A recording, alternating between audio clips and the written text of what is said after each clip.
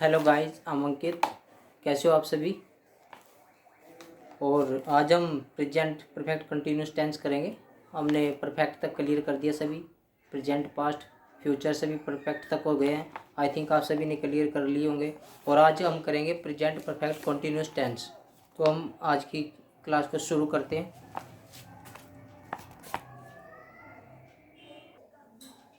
Present perfect continuous tense Hindi में जो पहचान है इसकी वो है, हिंदी के जिन वाक्यों के अंत में रहा है, रहा है, से रहे हैं, से रही है, से हुआ है, से हुए हैं, से हुई है आदि आता है, वह प्रेजेंट परफेक्ट कंटिन्यूस टेंस होता है।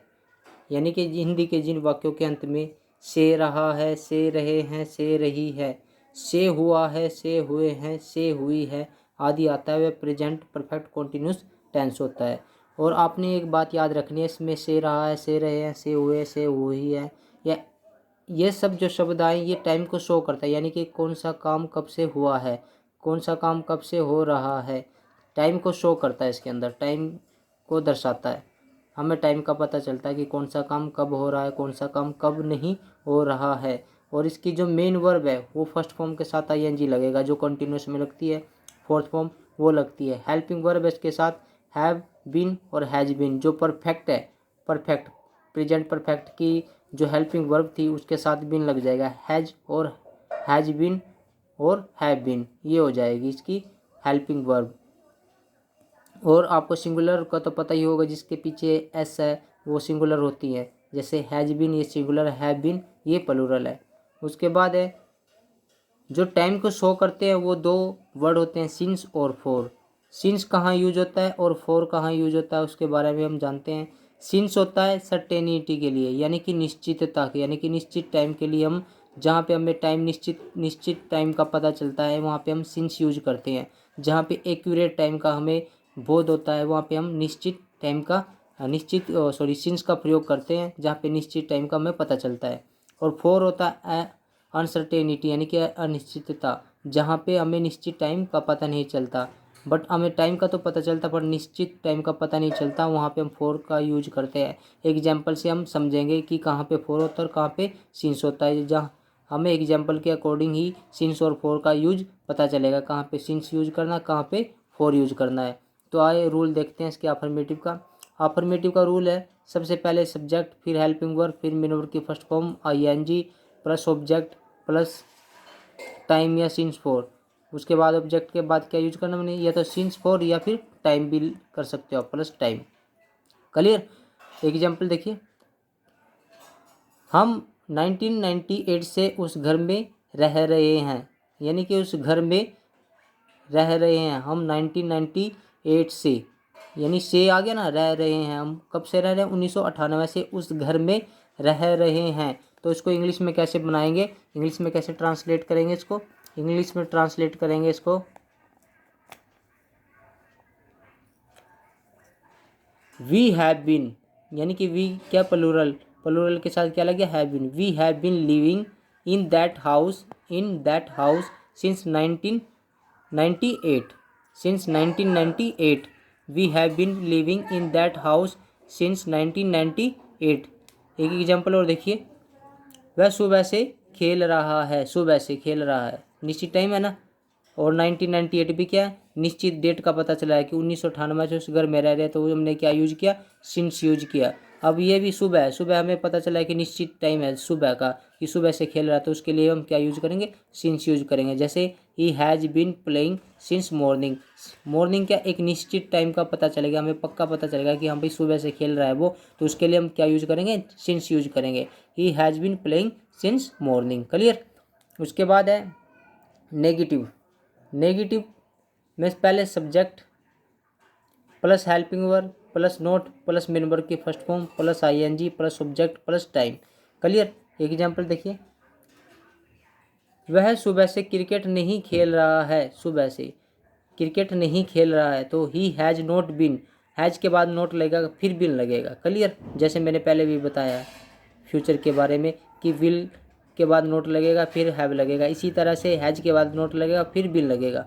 ही हैज़ नॉट बीन प्लेइंग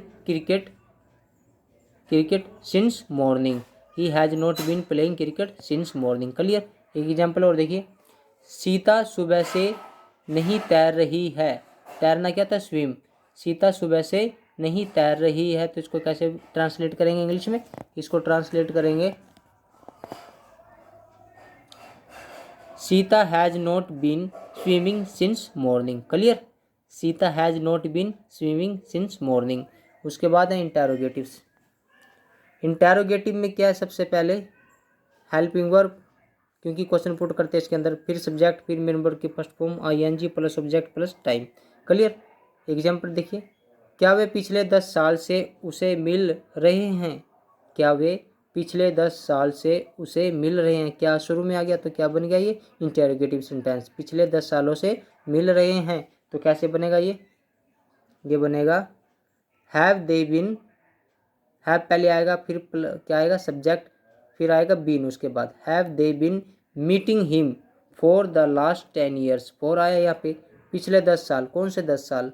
हमें कोई कन्फर्म नहीं है कौन से 10 साल है, वो 1950 से शुरू है या 1960 से, यानी कि निश्चित डेट का पता नहीं चल रहा हमें। निश्चित यानी कि हमें अगर कोई सर्टेनिटी टाइम का पता चलता है तो हम सिंस यूज करते हैं, अगर अनसर्टेनिटी टाइम का पता चलता है तो हम फॉर यूज करते हैं। यहाँ पे हमें कोई क्लियर जो टाइम है वो शो नहीं कर रहा, पिछले 10 साल से ही मिल रहा है ये शो कर रहा है, बट इसके लिए हम क्या यूज करेंगे? फॉर, कि have they been meeting him for the last 10 years. Clear. उसके बाद एक एग्जाम्पल और देखिए, क्या आप 1995 से उस घर में रह रहे हैं? अब यहाँ पे 1995 डेट आ गई है, इससे हमें पता चलता है कि ये एक फिक्स टाइम है 1995। Have you been living in that house since 1995? तो हमने क्या यूज किया यहाँ पे? सिंस यूज किया। Have you been living in that house since 1995। Clear. उसके बाद है हमारा in negative interrogative. Helping verb पहले आएगा, सब्जेक्ट प्लस नोट, सेम ही रूल, प्लस मेन वर्ब की first form ING plus object plus time. Clear. Negative और interrogative है जहाँ पे हम कोई क्वेश्चन पुट करते हैं वो नेगेटिव में पुट करते हैं। एग्जाम्पल देखिए, क्या वे 24 घंटे से काम नहीं कर रहे हैं? 24 घंटे से, कौन से 24 घंटे से? इसका निश्चित टाइम तो नहीं पता चल रहा कि कौन से 24 घंटे से हैं, तो इसके लिए हम क्या यूज करेंगे? फॉर यूज करेंगे। Have they not been working for 24 hours. Hours बोल दो या आवर्स बोल दो, have they not been working for 24 hours. Clear. उसके बाद है WH फैमिली। WH फैमिली में क्या आएगा? सबसे पहले WH आएगा plus helping verb plus subject plus main verb की first form plus ING plus object plus time. Clear. Example देखिए, वह कब से खाना खा रहा है? कब से खाना खा रहा है, कब से की इंग्लिश क्या आ गई? Since van. सिंस शुरू में आ जाएगा, कब से? Since when has he been eating food. Since when has he been eating food, कब से? कब से यानी कि सिंस वैन। क्लियर। उसके बाद है वह सुबह से क्यों नहीं खेल रहा है? क्यों नहीं खेल रहा है, ये नेगेटिव भी है और WH फैमिली भी है। क्यों बीच में आया और नेगेटिव में आ गया, ये नेगेटिव WH फैमिली का है, तो कैसे बनेगा ये? क्यों को क्या बोलते हैं? वाई। तो कैसे बनाएंगे इसको?